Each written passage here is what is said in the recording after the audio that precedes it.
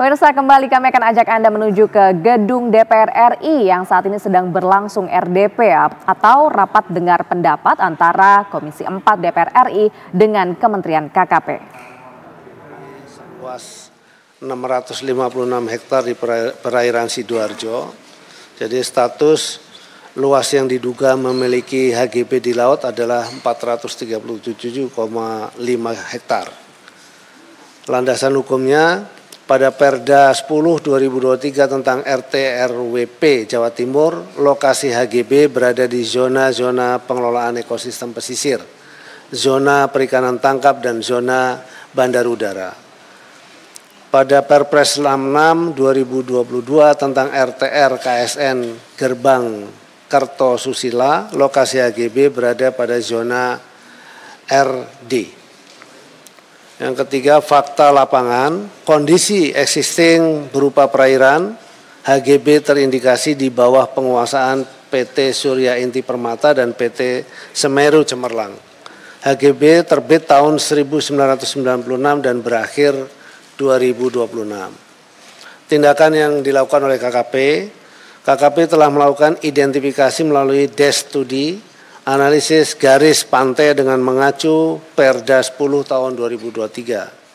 Rencana tindak lanjut, KKP berkoordinasi dengan Kementerian ATR BPN dan pemerintah daerah Provinsi Jawa Timur untuk melakukan verifikasi lapangan secara bersama.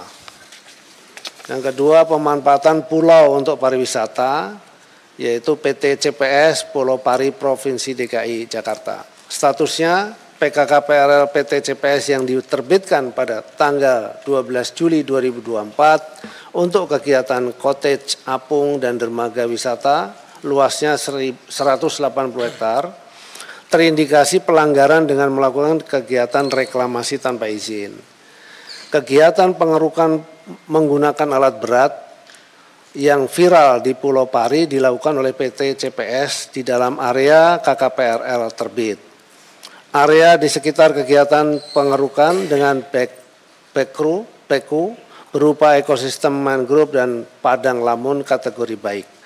Terdapat kegiatan pembangunan pondok wisata dengan metode reklamasi yang belum memiliki KKPRL dilakukan oleh subjek hukum yang sama, yakni PT CPS, di mana terindikasi melakukan alih fungsi ekosistem mangrove. Landasan hukum, indikasi melanggar Undang-Undang Nomor 27 Tahun 2007 tentang pengelolaan wilayah pesisir dan pulau-pulau kecil sebagaimana telah diubah terakhir dengan Undang-Undang.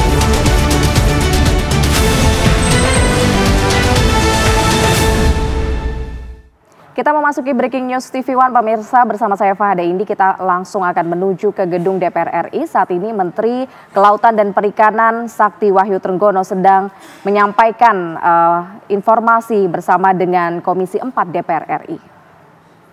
Pemanfaatan ruang laut atau PKKPRL dari Menteri Kelautan dan Perikanan.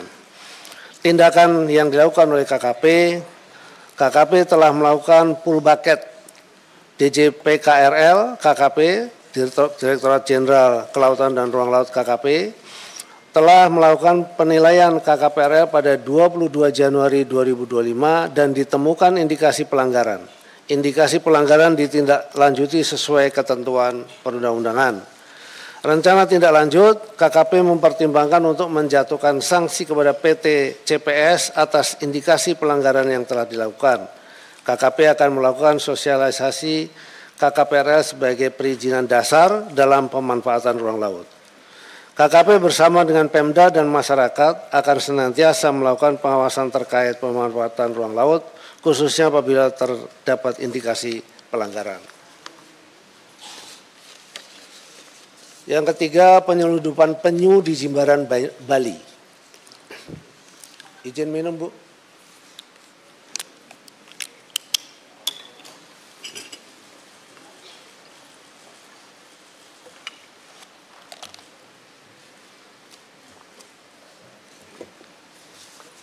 Status, pada 10 Januari 2025, Polres Jemberana menerima laporan masyarakat tentang aktivitas mencurigakan berupa pengangkutan hewan laut dalam jumlah besar.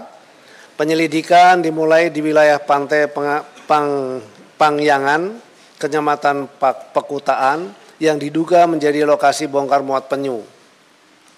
Pada 12 Januari 2025, polisi melakukan operasi gabungan di lokasi, ditemukan 29 ekor penyu hijau.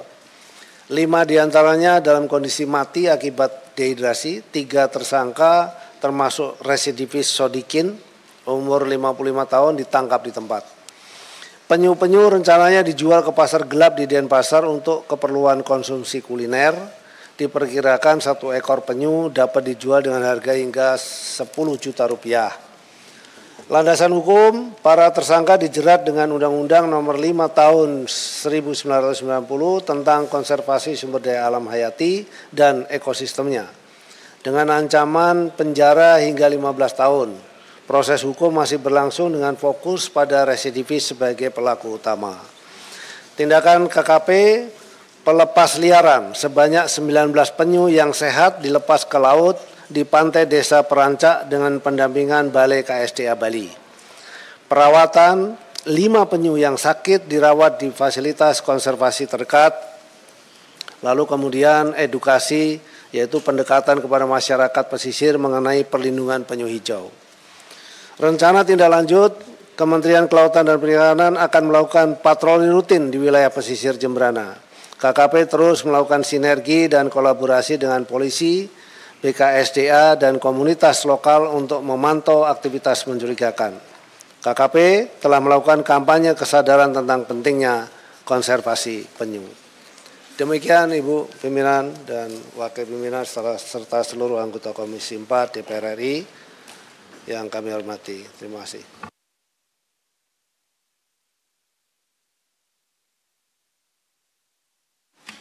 Baik, terima kasih atas penjelasan yang telah disampaikan. Selanjutnya kami persilahkan kepada anggota Komisi 4 DPR RI untuk menyampaikan pertanyaan atau tanggapannya, dan sesuai kesepakatan mohon agar juru bicara fraksi-fraksinya yang mengajukan pertanyaan-pertanyaan. Untuk pertanyaan pertama saya berikan kepada Bapak Sony Dana Paramita dari fraksi PDI Perjuangan. Baik, terima kasih. Bismillahirrahmanirrahim. Assalamualaikum warahmatullahi wabarakatuh. Salam damai sejahtera untuk kita semua. Om Swastiastu, Namo Buddhaya, Rahayu, salam kebajikan. Yang terhormat pimpinan beserta segenap anggota Komisi 4 DPR RI yang saya hormati, Pak Menteri beserta segenap jajaran. Semoga dalam keadaan sehat walafiat, Pak. Karena capek dengan pagar laut. Sebelum saya melanjutkan, pertama saya agak protes dengan paparan ini. Jadi di slide halaman 7, halaman 8 itu yang judulnya pembongkaran pagar laut di Tangerang, Banten. Kebetulan kami kemarin ke sana, ada Bu Ketua dan sebagainya. Tolong kalau menarasikannya yang pas, karena bagi saya ini tidak tepat. Jadi sedikit cerita saja, kemarin sebetulnya itu agak kasak kusuk, ini bentuk penghormatan kemarin, terima kasih Bu Ketua. Tapi teman-teman anggota yang ke sana kemarin sebetulnya pimpinan dan Kapoksi, rencananya adalah kita kunjungan spesifik terkait dengan pagar laut. Tapi kemudian kalau arahnya dibawa kayak framing gitu, bongkar, sepertinya kok tidak. Tangan saya sekalipun saya nggak megang batang bambu itu untuk kita tarik. Kenapa ini perlu saya jelaskan? Karena pertama, soal apakah pencabutan itu sudah sesuai dengan aturan atau tidak, itu juga masih jadi perdebatan. Meskipun sekali lagi secara pribadi saya setuju, yang paling utama adalah menyelamatkan kesejahteraan nelayan. Kalau itu sudah clear, kita nggak ada masalah, kita mendukung. Sebagaimana statementnya Bu Ketua bahwa kemarin kita ingin ini segera diselesaikan dan dicabut. Tapi tolong konteksnya juga agak tepat, agar kami juga di sini juga tidak nanti juga jadi perdebatan. Saya banyak belajar dengan seorang tokoh yang sekarang lagi viral, namanya Nelayan Khalid. Banyak pernyataan-pernyataan yang kadang justru membuat kita terpecah belah dan sebagainya. Cuman sayangnya judulnya juga agak ngeri, itu buku yang dibaca itu Logika Penjajah. Yang kedua, saya berharap dalam rapat kerja kali ini Kementerian KKP juga menunjukkan jati dirinya sebagai bapaknya nelayan Indonesia. Karena sesuai dengan tugasnya adalah diantaranya adalah hal seperti itu. Kalau tugas utamanya adalah menyelenggarakan pengendalian dan pengawasan mutu dan keamanan hasil kelautan dan perikanan, pertanyaan saya pertama adalah soal keamanan tadi. Bagaimana kita bisa teledor jarak sampai 30 km dan hari ini kita temukan tidak hanya di satu titik saja ternyata. Di Tangerang begitu viral karena itu di depan mata kita, dekat dengan Jakarta. Tapi ternyata kemudian di Pari, kemudian kemarin saya terima di Sidoarjo dan sebagainya, akan banyak bermunculan soal itu. Jadi sekali lagi saya berharap, saya tidak akan banyak soal pagar laut itu, saya yakin teman-teman komisi yang POX yang lain akan bisa menyampaikan, tapi tolong tunjukkan sebagai seorang bapak nelayan. Saya tidak cukup banyak melihat pernyataannya seperti itu. Berikutnya lagi, kalau tadi salah satu solusinya adalah soal anggaran dan soal undang-undang, tapi jauh lebih penting dari itu sebetulnya bagaimana koordinasinya. Kami ingin di forum yang terhormat ini, kalau beberapa waktu yang lalu Pak Menteri menyampaikan ini sudah tahap penyidikan, jadi jangan dicabut dulu pagarnya. Kalau sudah ada tahap penyidikan, mungkin berarti sudah ada bukti permulaan yang cukup. Sudah ada yang patut diduga siapa yang memasang bambu itu. Kita nggak perlu, kalau di medsos saja bisa tahu gitu.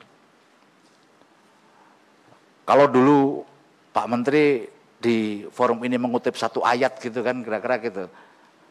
Apa kemarin lupa saya ayatnya itu. Tapi saya juga sampaikan Pak, kulihak walakau namuron Pak. Sampaikan kebenaran itu walau pahit. Nggak usah takut siapa yang masang itu. Di belakang Bapak ribuan nelayan Indonesia siap membackup.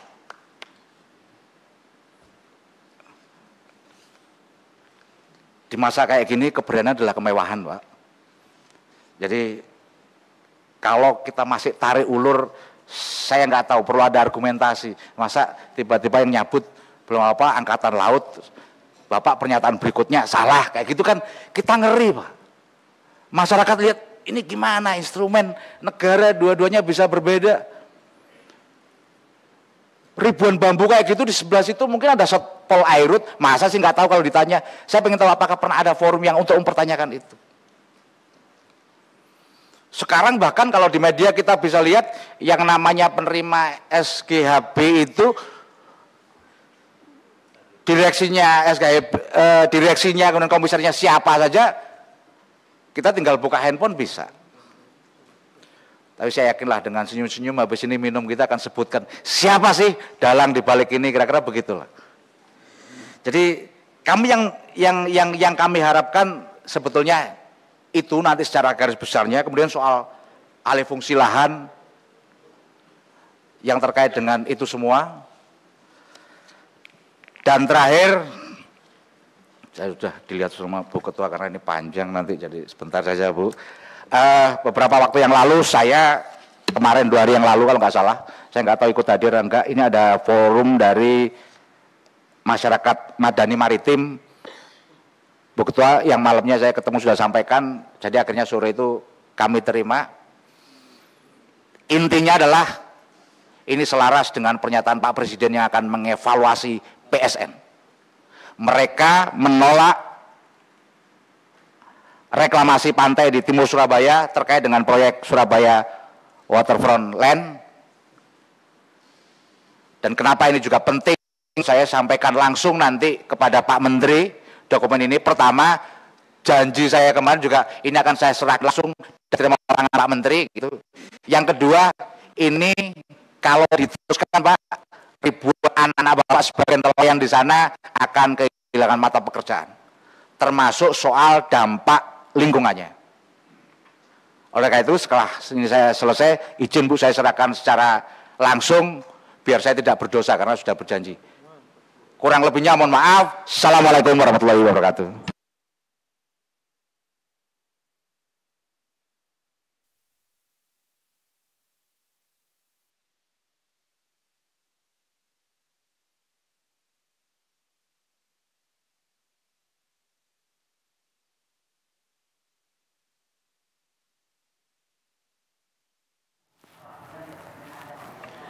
Baik, selanjutnya Bapak Ya, itu dia Adrianus pemirsa, Asia saat ini Sidot sedang dari Partai berjalan. Golkar.